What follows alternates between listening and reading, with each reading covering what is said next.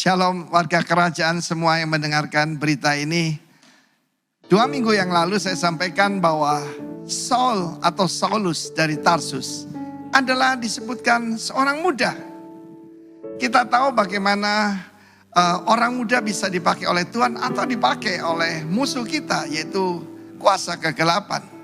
Waktu dia dipenuhi oleh kuasa kegelapan, dia menganiaya umat Tuhan, mengejar sampai ke rumah-rumah, masukkan mereka dalam penjara, membunuh mereka.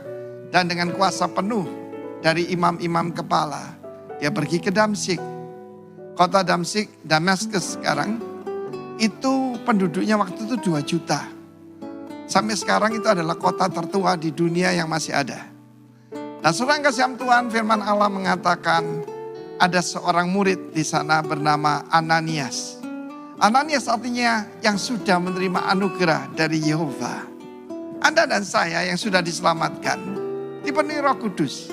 Kita telah menerima anugerah daripada Tuhan. Dan ketika dia sedang berdoa, Tuhan berkata pada dia, pergilah ke jalan lurus ke rumah Yudas. Situ ada seorang bernama Saul. Dia sedang, yaitu dalam keadaan buta, kamu ke sana. Dia adalah umat, alat pilihan bagiku, kata Tuhan. A chosen vessel unto me.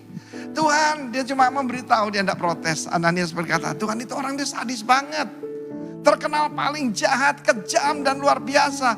Dan rumah itu adalah pusat di mana mereka sedang berkumpul untuk membunuh kami, para pengikutmu. Tuhan bilang tahu, tapi pergilah. Go thy way. Dia adalah alat pilihan untuk memberitakan namaku kepada bangsa-bangsa lain, raja-raja. Tapi aku juga menunjukkan kepada dia berapa banyak penderitaan yang sudah derita oleh karena namaku. Saudara yang kasih Tuhan, saya begitu kagum akan Ananias ini. Ada Ananias lain yang kisah Rasul pasal yang kelima itu. Tapi yang ini, saudara, Daniel dilemparkan ke gua singa. Sadrak, Mesak, Abednego dilemparkan yaitu perapian. Tetapi Ananias berjalan sendiri dan pergi ke situ. Saudara, perkataan jalan lurus dalam bahasa Greka, dalam bahasa Aram disebutkan adalah the fat street, fat atau abundance.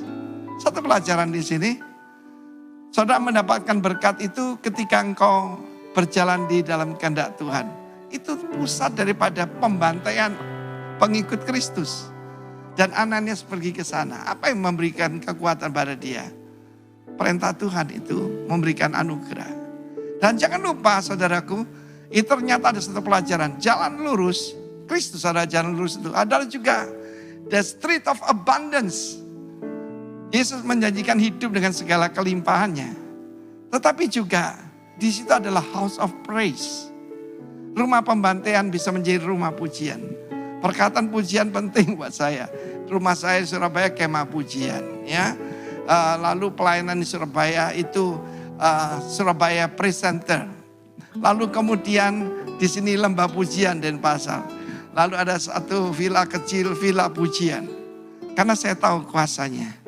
Di mana ada pujian, nama Tuhan dipermuliakan. Dia tumpang tangan atas Saul. Dan kalau kita dalam kehendak Tuhan, sesuatu skill yang di matanya lepas, selaput itu, dia melihat kembali. Dan firman Allah mengatakan dia dibaptis, langsung dipenuhi Roh Kudus, segera dia pergi ke rumah ibadat.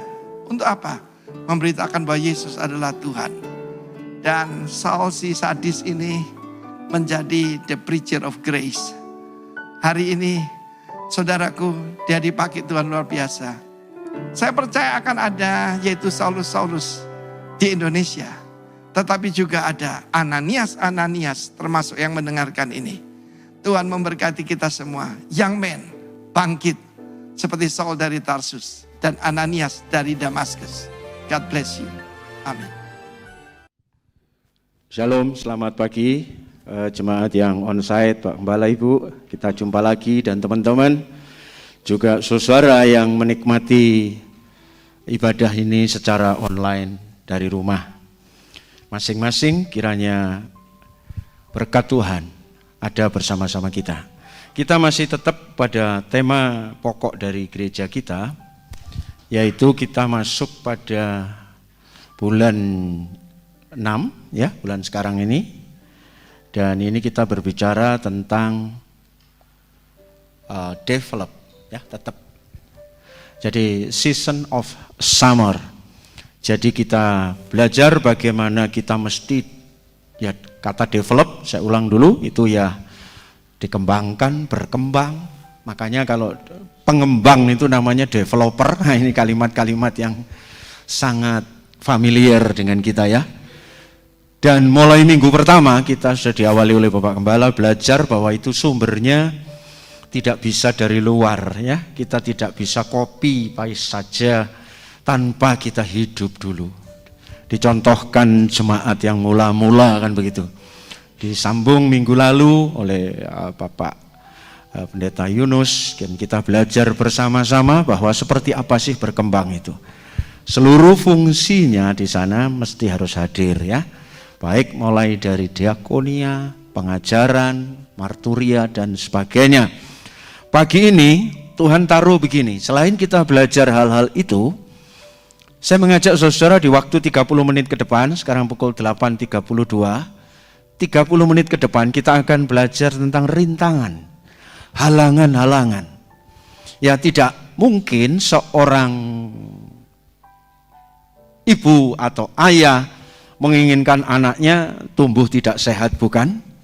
Tetapi acap kali pertumbuhan, pengembangan, perkembangan itu tidak bisa sesuai harapan.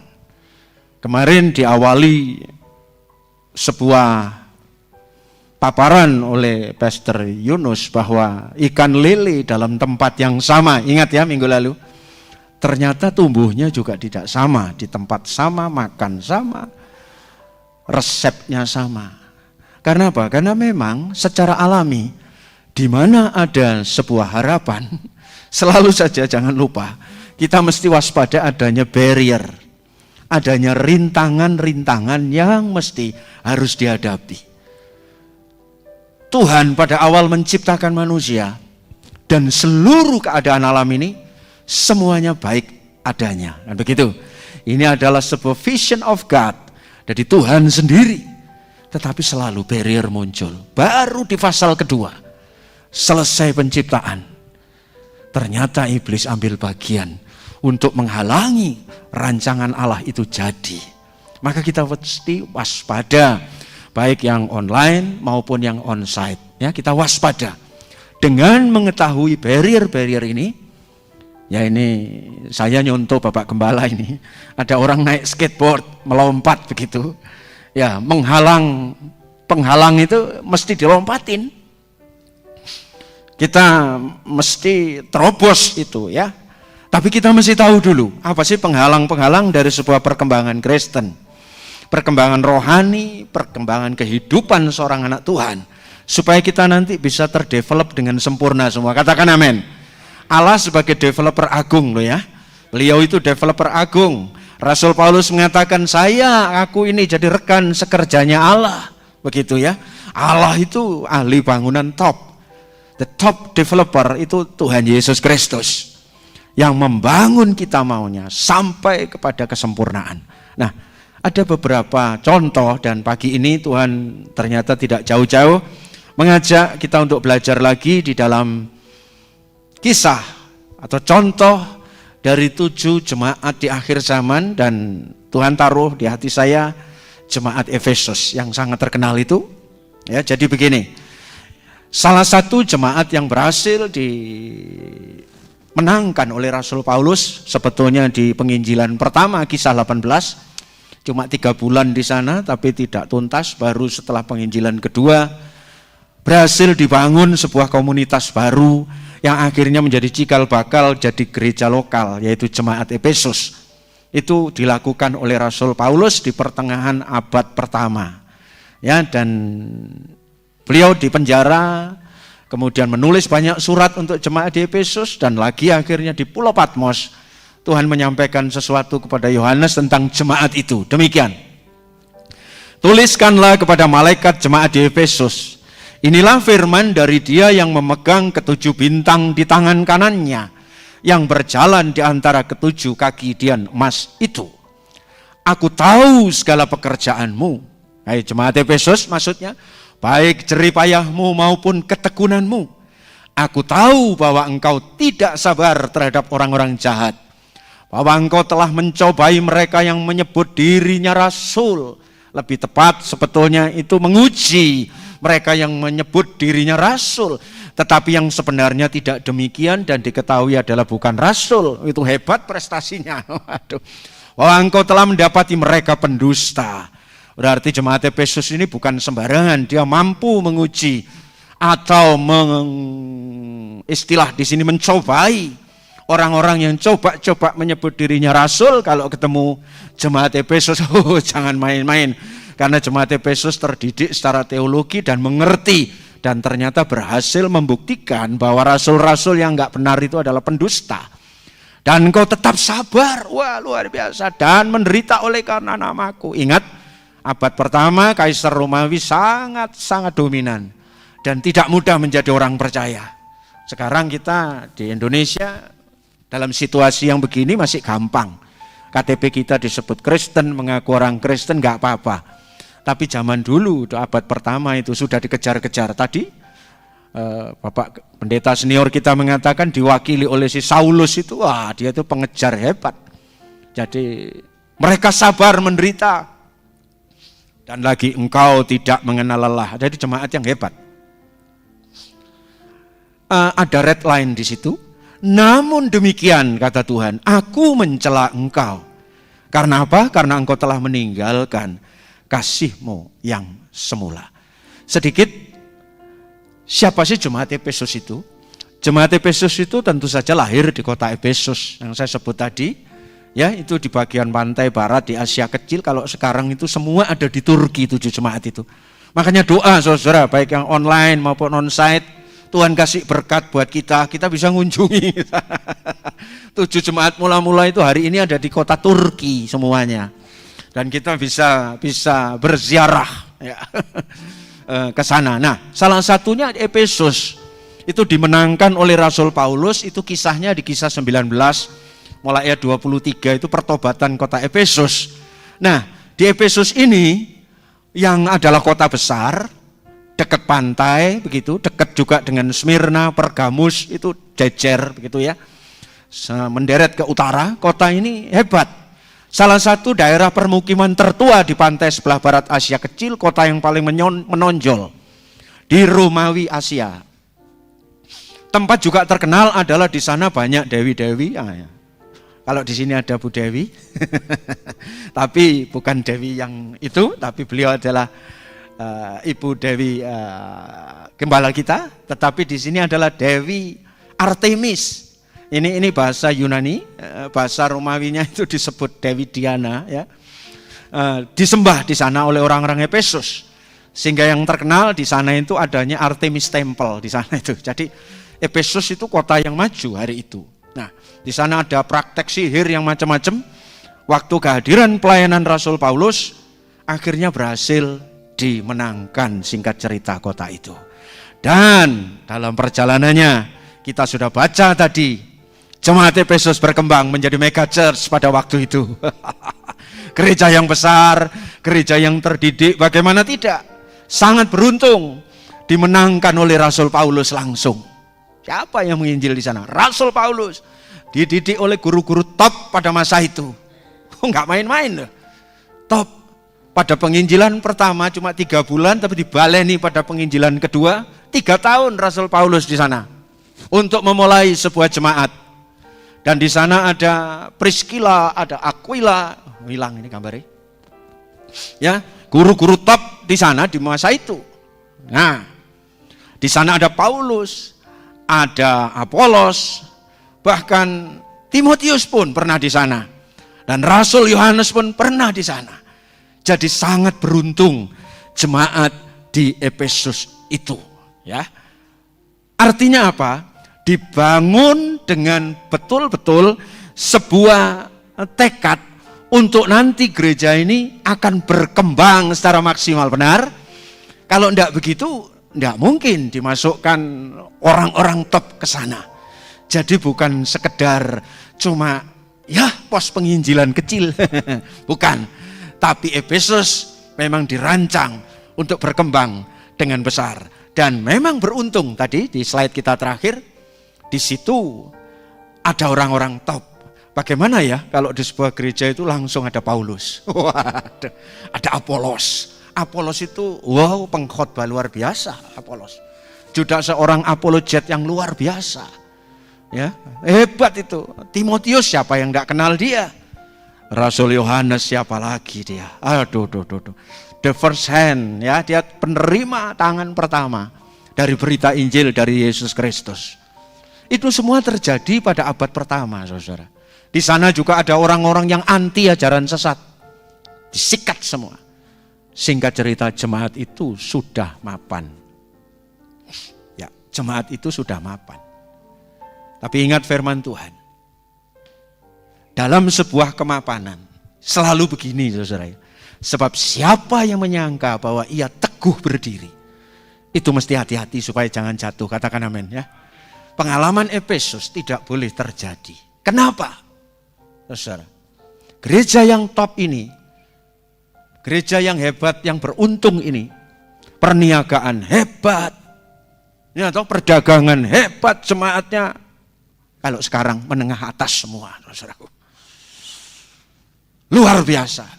Pengajar-pengajar mungkin pujian penyembahannya udah hebat itu. Tapi justru peringatan Rasul Paulus ini penting. Hati-hati. Kenapa, saudara?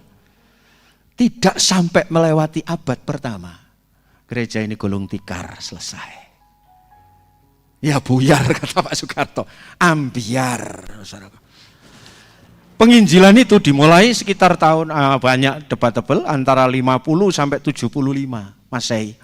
Tapi tidak sampai tahun 100. Abad pertama awal berakhir memasuki abad kedua, itu sudah selesai. Ternyata memang dalam sejarah, yang bisa bertahan melewati abad pertama cuma gereja Smyrna, gereja kecil. Makanya di kitab Wahyu yang tidak ada teguran itu cuma 2 gereja, Philadelphia dan Smyrna. Nah itulah saudara, jadi ternyata memang benar. Apa sih barriernya itu? Nah ini yang kita pelajari. Perkembangannya tidak full, ingat loh ya, ini berlaku sampai hari ini loh. Rata-rata gereja itu kalau sudah bisa melewati 1 atau 2 generasi biasanya dia awet. Kita tidak sebut merek ya. Ada banyak gereja di sekitar kita, mana 50 tahun yang lalu gereja yang hebat itu. Saya ingat waktu remaja itu ada sebuah merek gereja yang top. Tapi sekarang sudah biasa-biasa saja. Biasanya hamba Tuhan yang top meninggal dunia diganti anaknya mulai surut. Diganti cucunya tambah gitu. Apalagi diganti turunan-turunan berikutnya. Sampai ada guyonan. Jadi anaknya orang kaya itu enak loh saudara. Siapa yang enggak mau? Mau semua. Tapi jangan mau jadi turunan ke-8 katanya. Karena kan harta selalu habis tidak 7 turunan gitu ya. Nanti turunan ke-8 desentek. Ya karena selalu begitu. Enggak tahu. Harta itu habis 7 turunan. Makanya kalau ada dirasanya itu bekas anaknya konglomerat tuh. Turunan keberapa tanya. Kalau ke-8 waduh. Nah saudara, ayo kita kembali ke laptop ya. Jadi begini, hati-hati, apa sih halangannya? Harusnya gereja Efesus itu dibangun oleh Rasul Paulus, soko guru kerajaan Allah. Harusnya sampai hari ini berdiri dong. Tapi fakta membuktikan Turki sekarang bagaimana saudara? Saudara tahu sendiri ya. Bahkan maaf,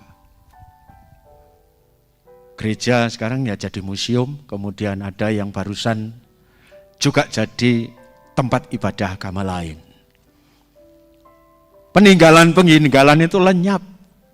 Dan Turki sekarang bukan negara-negara yang mayoritas dihuni oleh orang-orang percaya. Kenapa perkembangannya terhenti? Ada barrier yang kita mesti pelajari dan ini yang akan kita rindu. Ya, kira-kira 20 menit ke depan. Pertama, kenapa Efesus mandek di situ? Ini. Karena mereka terjebak dalam rutinitas beragama dan kehidupan. Hati-hati, saudara. Rutinitas itu hati-hati, ini barrier one. Semua begitu, kalau sudah jadi ibadah dianggap ritual, waduh, sudah bukan lagi berita hidup, tetapi adalah apa? Agama, ritual. Sangat sibuk aktivitas rohani, saya beri quote and quote. Yang maksudnya etok-etok rohani. Repot sibuk terus. Dalam kasus jemaat Efesus mereka masih rajin beribadah. Masih berdoa, masih melayani, masih ngusir setan. Apa enggak pekerjaan rohani itu saudara? Masih bekerja keras dalam pelayanan. Kalau jadwal ibadahnya Senin sampai Senin itu dia enggak pernah pulang dari gereja. Terus rajin. Walaupun dia seorang pemuda tapi hebat. Mulai doa lansia, doa sekolah minggu, doa wanita ikut semua. Walaupun dia pemuda, saking sergepe. Keras dalam pelayanan. Tapi juga kehidupan sekuler dan perniagaan di sana sibuk juga dan keras. Saudara, ada catatan merah saya taruh di bawah itu. Semua itu dilakukan tidak dalam keintiman dengan Tuhan. Kasih mula-mulanya sudah lenyap. Yang ada adalah rutinitas. Hati-hati saudara. Ini bahaya orang nggak bisa berkembang itu ya karena stuck di situ. Begini ya rekan-rekan ya. 2-3 hari yang lalu di Mordev saya tulis ini kan. Ada sebuah quote yang Honore de Balzac dan juga dikutip oleh The Pilgrim. Pernikahan, pekerjaan, ibadah semacam ini, pelayanan. Pada hakikatnya setiap hari itu harus berjuang terus-menerus melawan monster yang melahap segalanya. Sampai akhirnya kehilangan makna. Apa itu? Rutinitas. Hati-hati dengan rutinitas. Kalau sudah mulai rutin semuanya jadi rutin, maaf. Yang mendekati itu kadang-kadang profesional. Orang jadi profesional, jadi expert. Akhirnya kehilangan nyawa. Semuanya itu sudah. Ya sudah, kalau kami pendeta, hamba-hamba Tuhan pengkhotbah, pokok kayak ono mik ngene mlaku dhewe wis. Iya loh. Tapi kadang-kadang itu tidak berasal dari first love yang dari Tuhan. Hati-hati saudara. Kami hamba-hamba Tuhan juga bahaya. Kadang satu tema dibawa keliling ke Indonesia. Akhirnya apal kan saudara? Apal loh saudara. Melayani kalau sudah jadi rutin bahaya loh. Pernikahan kalau sudah jadi rutin bahaya enggak? Bahaya. Pekerjaan kalau sudah jadi rutin bahaya enggak? Bahaya. Berangkat ngantor ya sudahlah, berangkat. Wong ancene disuruh. Ibadah ya gitu. Makanya ada kata-kata minggon, kemisan, jumatan, sabtuan ya. Karena sudah terjadi rutinitas. Pelayanan ya begitu. Maka kita harus berjuang terus-menerus. Kata Honore de Balzac. Ngeri saudaraku. Semua itu bisa kena penyakit itu loh. Kalau tidak waspada. Ingat, datangnya urapan seringkali bisa dirasakan oleh orang-orang yang menerimanya. Benar? Ingat dulu first love. Kita dijamah oleh Roh Kudus. Tapi perginya kadang kita tidak tahu. Dia sudah tidak ada dalam hidup kita lagi. Kerosone sih diurapi. Merasanya. Tapi sudah tidak ada apa-apanya. Nyanyi masih sama merdunya. Tapi enggak sampai di tahta anugerah Tuhan. Enggak sampai menimbulkan sebuah revival. Cuma menggoyangkan kejiwaan orang-orang. Hati-hati saudara ya. Pelayanan, ibadah, pekerjaan apapun dalam hidup. Jangan sampai masuk kepada rutinitas mulai pagi ini. Katakan amin. Semuanya harus penuh gairah. Makanya Paulus ngomong, secara lahiriah akibatnya. Mereka itu menjalankan ibadah mereka. Oh iya, masih puji-pujian, masih kolektor, masih perpuluhan. Masih ngatur semua. Tetapi pada hakikatnya memungkiri kekuatannya. Jauhi mereka itu. Ada lagi, dikatakan kepada Timotius, salah satu pengajar di Efesus, yang walaupun mereka itu ingin selalu diajar, namun tidak pernah dapat mengenal kebenaran. Ini bahaya, saudara. Ini barrier pertama. Hati-hati, lindungi diri saudara masing-masing. Sekarang kan ada link peduli lindungi. Peduli dan lindungi diri saudara masing-masing agar tidak terjebak dalam rutinitas dalam segala segi kehidupan kita. Katakan amin. Wes, jangan rutin. Ayo, ada hidup. Itu barrier 1 masih ya. Kenapa Efesus selesai tidak sampai abad pertama? Yang kedua, puas dengan iman masa lalu. Itu Efesus. Wahyu 2, sebab itu ingatlah, kata Rasul Yohanes, betapa dalamnya engkau telah jatuh. Jatuhnya gimana wong? Gua ini masih rajin kok. Enggak, bertobatlah dan lakukanlah lagi apa yang semula engkau lakukan. Kata-kata yang saya merah ini berarti ada hal-hal yang dulu dilakukan sekarang tidak dilakukan lagi. Jika tidak demikian, aku akan datang kepadamu dan akan mengambil kaki dianmu dari tempatnya. Jikalau engkau tidak mau bertobat, sudah diberi warning. Kalau enggak, tak ambil kaki dian itu. Dan sejarah membuktikan. Responnya mungkin, saya bukan ahli sejarah, mungkin tidak sesuai harapan. Sehingga betul-betul gereja Efesus sekarang hanya tinggal reruntuhan saja. Kenapa? Ya sudah puas dengan iman masa lalu. Artinya berhenti pada step tertentu. Yang dulu sudah pernah ada, yo biyen. Kalau ada orang maju, yo sampean sing maju, aku biyen ngono gak nglayani Pak sampean. Oh, saya sudah banyak asam garam. Sampai kasinen saudara. Akhirnya saniki yo nopo sampean. Oh, saniki kula namung pendoa mawon. Oh, kelihatannya rohani. Ayolah Mas sampean melayani. Oh, sing nom-nom ae. Biyen aku ngono wis tau. Zamanku. Gak koyok ngene lah mulai saudara.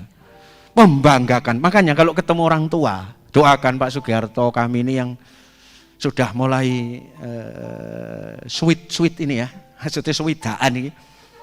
Orang tua umur swidak itu lek ketemu arek enom mesti cerita masa lalu. Sampai blenger sing diceritani. Iya bukan, bapak iku biyen. Engkong itu dulu. Perjuangan 45 diceritakno. Wah sembarang. Artinya bangga dengan masa lalu. Masalahnya sampean hari ini itu apa masih seperti itu? Oh, tidak. Saya itu sudah mulai ngeles.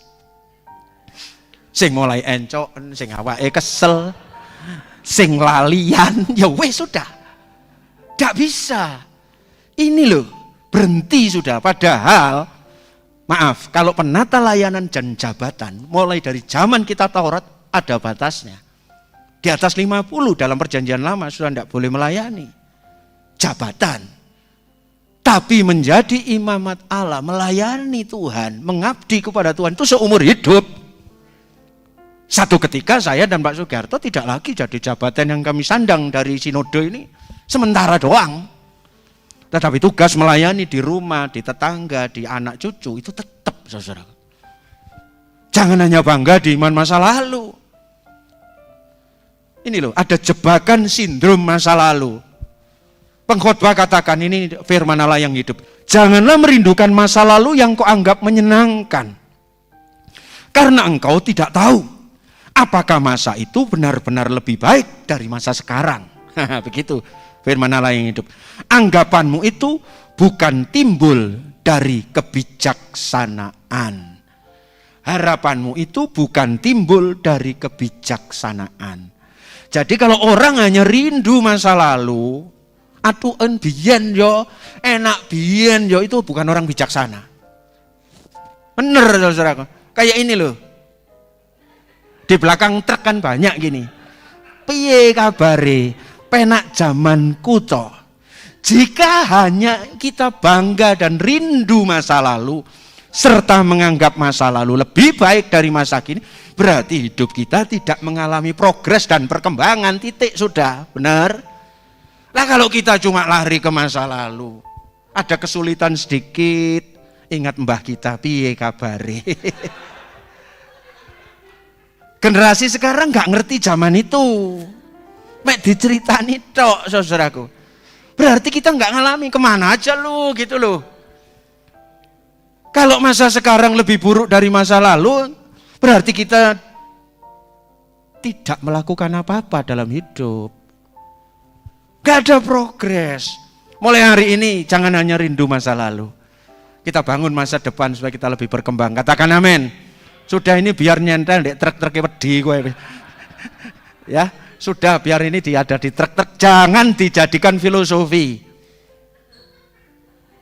Bahaya ini, membuat stuck. Rindu.